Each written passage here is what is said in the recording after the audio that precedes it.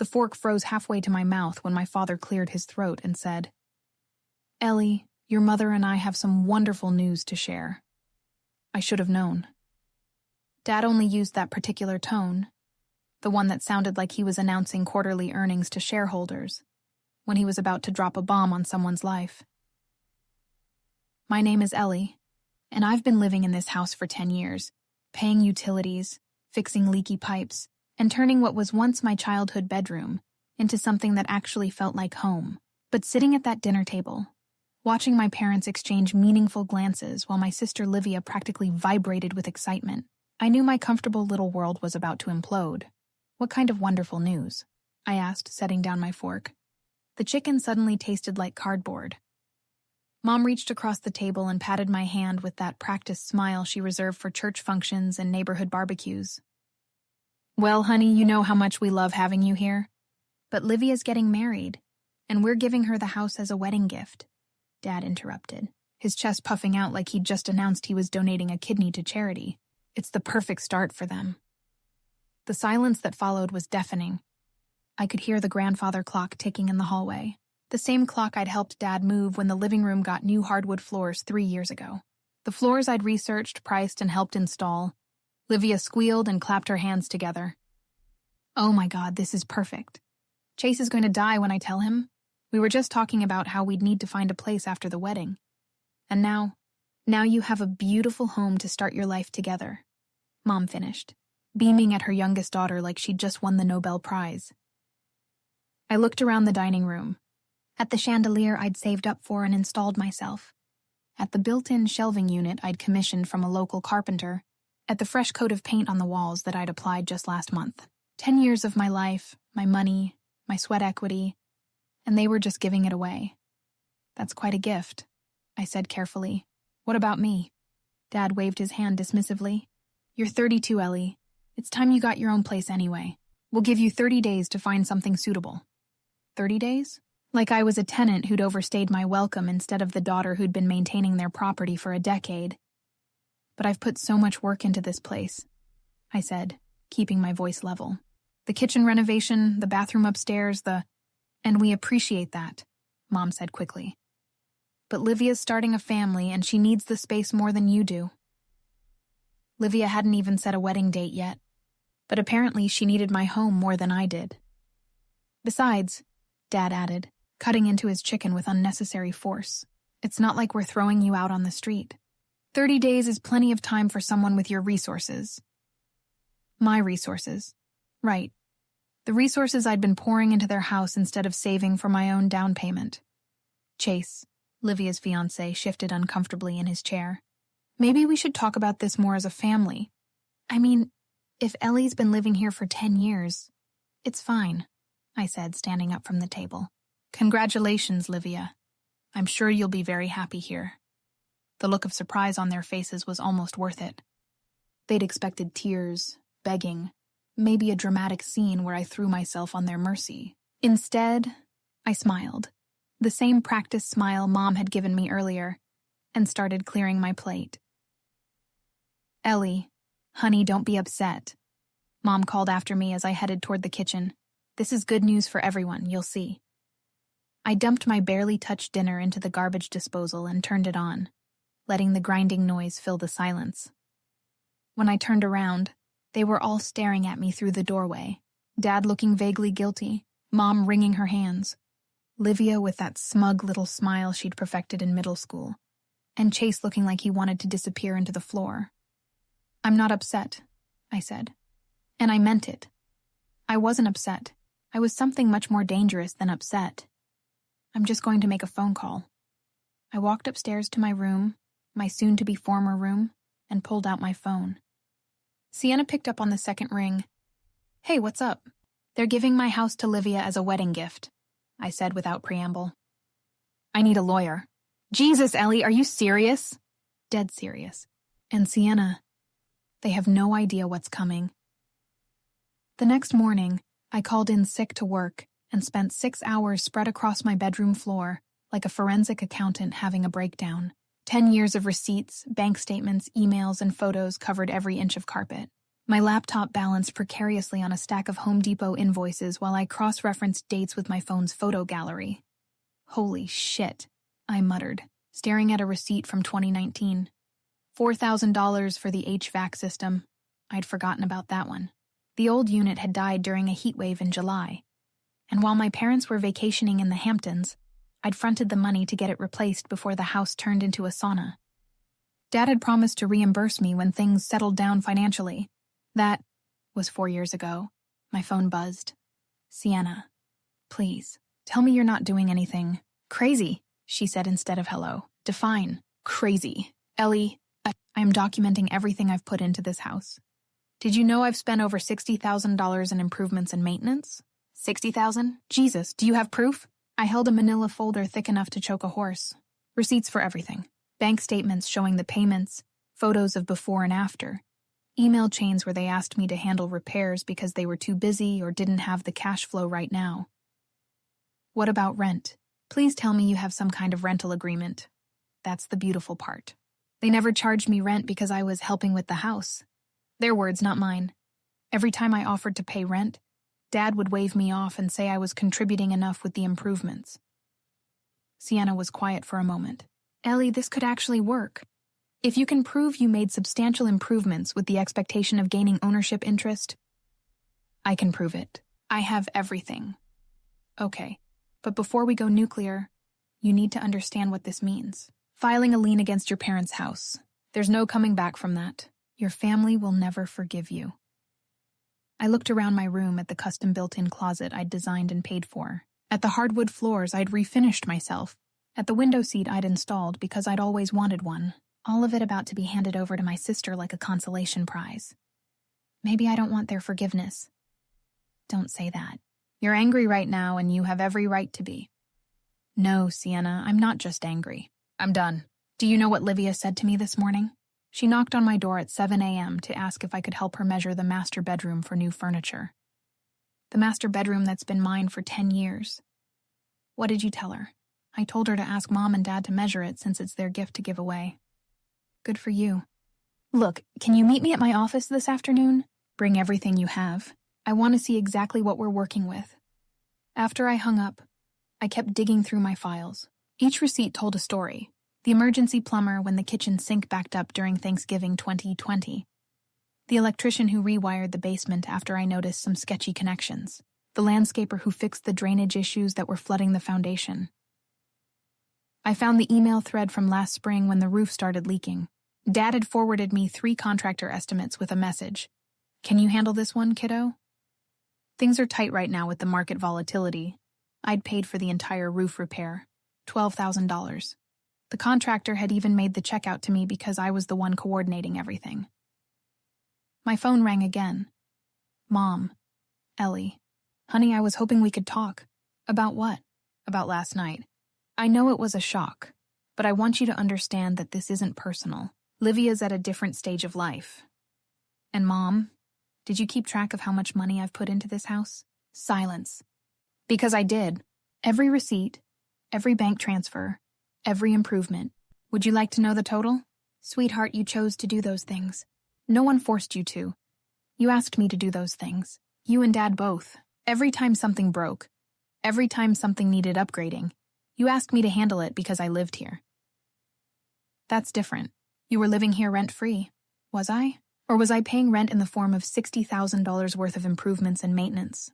Another long silence. I think you're being very unfair, Ellie. We gave you a home for 10 years. No, Mom. I gave you 10 years of free property management and home improvement. There's a difference. I hung up before she could respond and immediately called Sienna back. Change of plans. How soon can we file that lien? Ellie, how soon? She sighed. If you bring me everything this afternoon, I can have the paperwork ready by tomorrow morning. Do it. 3 days later, Livia threw an impromptu engagement party at my house without asking me.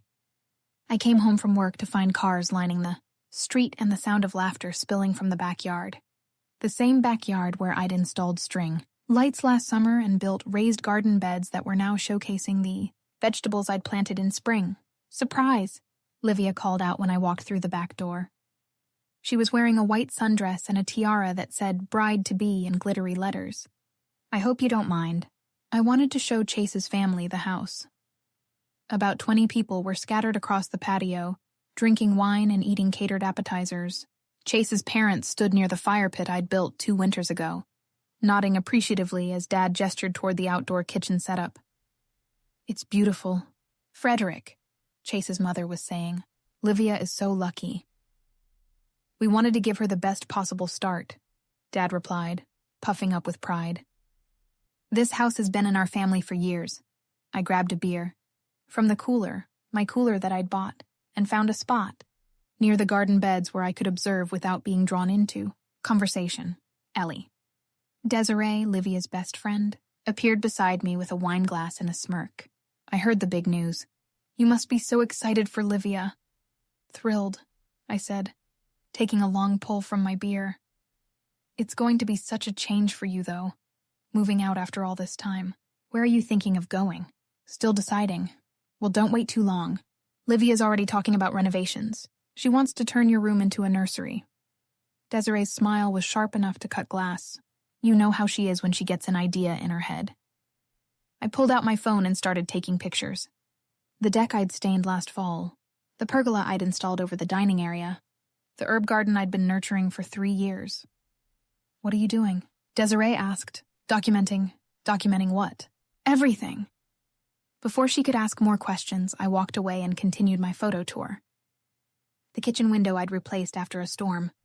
The bathroom tile I'd installed myself after watching 17 YouTube tutorials. The hardwood floors that still had a small scratch from when I'd moved my dresser in wrong. Ellie, dear, there you are.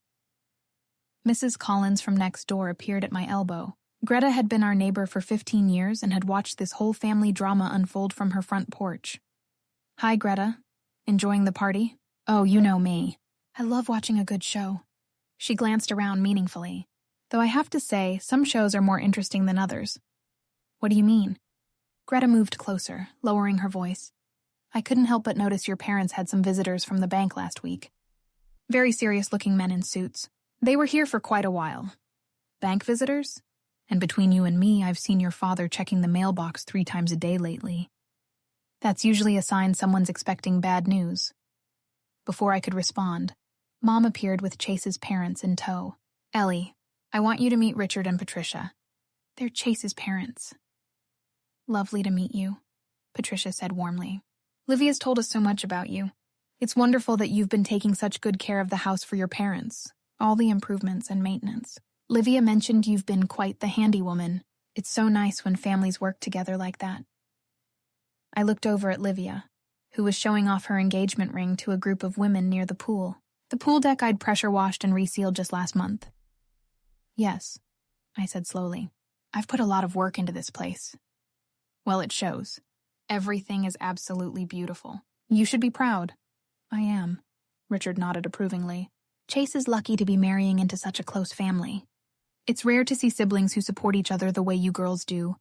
Support each other? I repeated. Now, Ellie, Mom said quickly. Why don't you help me get more ice from the kitchen? I followed her inside, where she immediately turned on me.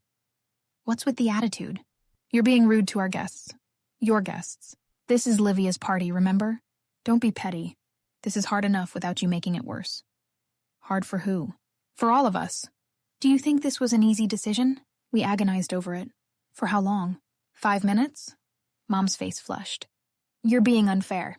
Yeah? You're trying to do what's best for everyone? No. You're doing what's best for Livia, like always.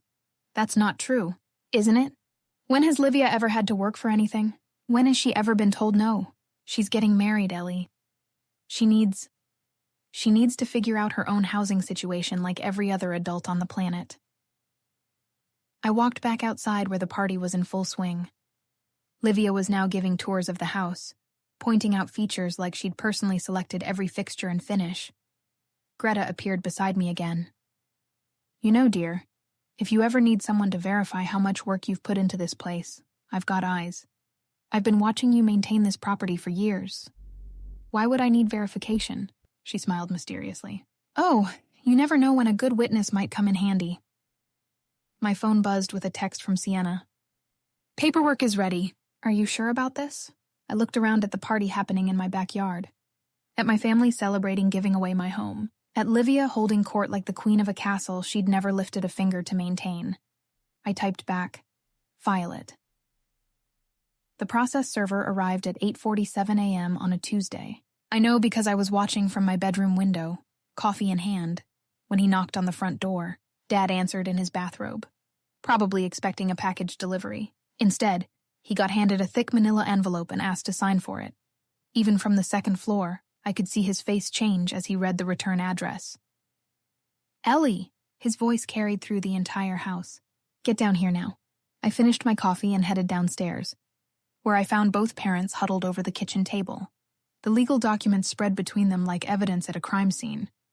"What the hell is this?" Dad demanded when he saw me. "Legal notice of my lien against the property," I said, pouring myself another cup of coffee. "Would you like some? You both look like you could use caffeine." Mom's hands were shaking as she flipped through the pages. "Ellie, what have you done?" "I've protected my investment. $63,000 and change plus interest and legal fees." "You can't be serious," Dad said. "This is our house." "Actually, according to those documents, it's partially my house now. At least until you pay me back for all the improvements I made." "Those weren't investments. They were contributions to the household." "Funny, that's not what your email said. Page 12 has some particularly interesting quotes. My favorite is from last March. Ellie, can you handle the roof repair? We'll settle up later when our finances improve." Dad's face was turning an alarming shade of red. "You're taking us to court? Your own parents? I'm filing a lien. There's a difference, though if you force me to foreclose to collect what I'm owed." "This is insane," Mom whispered. "Families don't do this to each other." "You're right. Families don't usually steal each other's homes either. But here we are." My phone started ringing. Livia's contact photo filled the screen. A selfie of her making duck lips at some restaurant. "You need to answer that," Dad said grimly. I put it on speaker. "Morning, Livia. What the fuck did you do?" She screamed so loudly I had to hold the phone away from my ear. "I filed a lien against the house. Good morning to you, too. Chase's lawyer says we can't transfer the property now. The wedding is in 4 months, Ellie. 4 months. Then you better hope Mom and Dad can come up with $63,000 in the next 4 months. This is ridiculous. You lived here rent-free for 10 years. I lived here maintenance-free for 10 years. There's a difference. I'm coming over." The line went dead. I looked at my parents, who were still staring at the legal documents like they might spontaneously combust. "She's coming over," I announced unnecessarily. "Fix this," Dad said. "Right now. Call your lawyer and fix this." "I'm not fixing anything. You created this problem when you decided to give away my home without consulting me." "It's not your home. The lien says otherwise." Livia burst through the front door 20 minutes later, still in her pajamas with her hair in a messy bun. Chase trailed behind her, looking like he'd rather be anywhere else on earth. "You vindictive bitch," she snarled at me. "How could you do this?" "Language, Livia," Mom said weakly. "Don't you dare tone police me right now." "She's ruining my wedding." "I'm not ruining anything. I'm collecting what I'm owed." "You're not owed shit. You chose to put money into this house." "Because you asked me to," I said calmly. "All of you. Every single time something needed fixing or upgrading, you asked me to handle it." Chase cleared his throat. "Maybe we should all sit down and talk about this rationally." "There's nothing to talk about," Livia snapped. "She needs to drop this ridiculous lawsuit. It's not a lawsuit. It's a lien. And I'm not dropping it. What do you want?" Dad asked. "Money. Fine. We'll get you the money. 63,412, plus interest, plus legal fees. We don't have that kind of cash lying around.